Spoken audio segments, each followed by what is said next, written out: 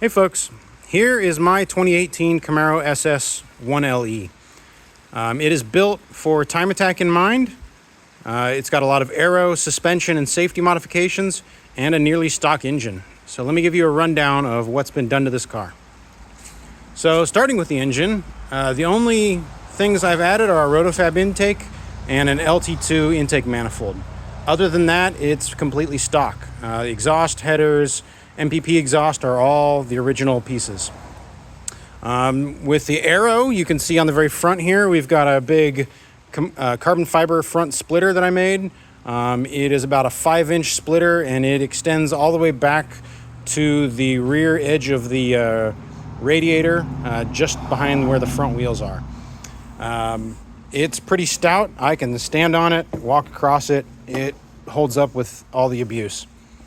It's supported by professional awesome splitter rods. There's obviously 2 in the front here, and then there's 1 more inside the bumper on either side, supporting the outer edges, and then A.J. Hartman rear mounts for a splitter. It is a contoured splitter, so the leading edge is beveled, and then there's splitter blocks underneath, a couple of titanium and steel ones to help protect it so I don't smash it into the ground. Some more aero bits. We've got daytime running light block-off plates. The entire DRL system has been removed behind that. Saves a couple of pounds at each corner.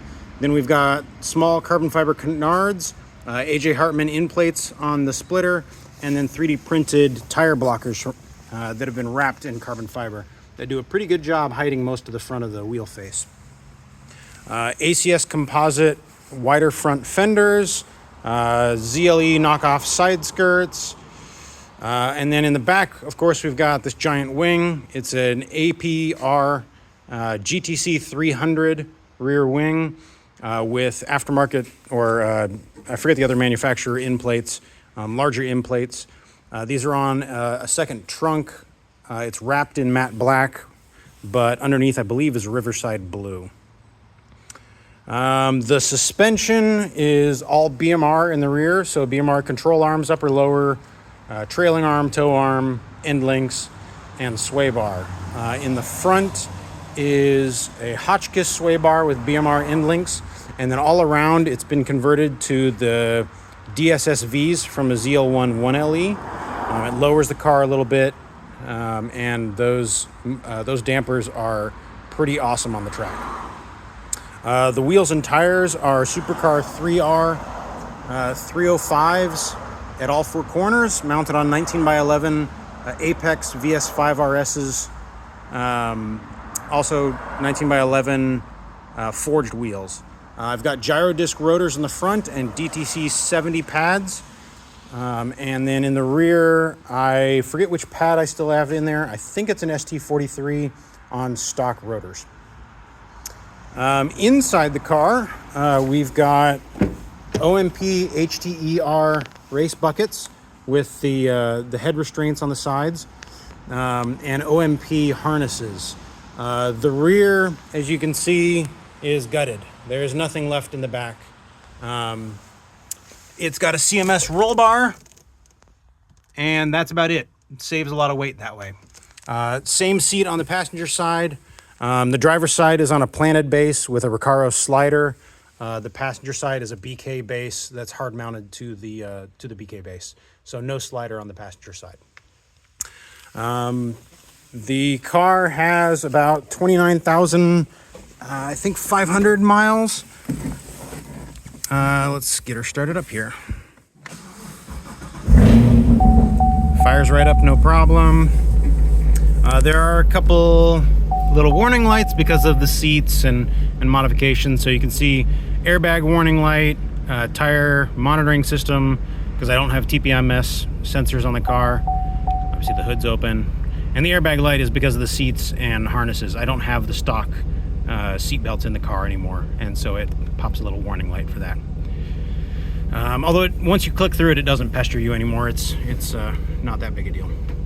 As you can see, 29,560 miles there. I did start the car up a few minutes ago, but she starts up every time, no problem. She's actually been sitting for about a month or so since my last time attack event. She's a little dirty because of that. It does have PDR, so you can see PDR here on top of all the normal options in the home screen. And then, of course, because it's 1LE, you get access to all the drive modes. Sport, which you can hear the exhaust get a little bit louder, and track, and of course snow and ice, although I don't know why you would really do that. Back in track mode, we can see that we can get into the PTM mode. Now we have the PTM options: wet, dry, Sport 1, Sport 2, and race. She runs like a dream. I've done all the maintenance myself. No issues whatsoever. This would be a great platform for anybody that wants to dive into the engine and do any sort of modifications. Over here I've got a couple of spare parts. So I've got the original trunk and a knockoff ZLE wing. I've got the original LT1 intake. I've got a 95mm throttle body that I never added from a ZR1, ZL1 add-on tire blockers, the original APR end plates for the wing, a couple of corner marker lights, knockoff ZLE canards, some spare brake hardware, a couple of floor mats, and then I've got another set of wheels and tires here. These are Forge Star C5Vs wrapped in Hankook RS4s. Again, 305 on 19x11s, square setup all around. So you can swap those out for an easy day at the track. You know, they're pretty solid 200 tread wears. They're not going to blow your doors off, but they're good tires and they'll last forever. Whereas the Supercar 3Rs are, of course, your hero tire. You'll set your PR with those every day.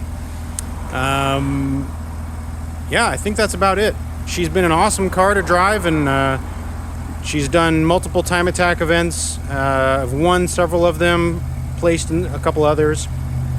It would be a fantastic platform for anybody that wants to get into time attack, or someone that wants to actually throw some money at the engine. I felt she made plenty of power and really didn't feel the need to crack the engine open at all, but if that's your shtick, this would be an awesome platform because I've basically done everything else. Yeah, I think that's it. If you have any questions, contact me. Check out my build on the Camaro 6 forum.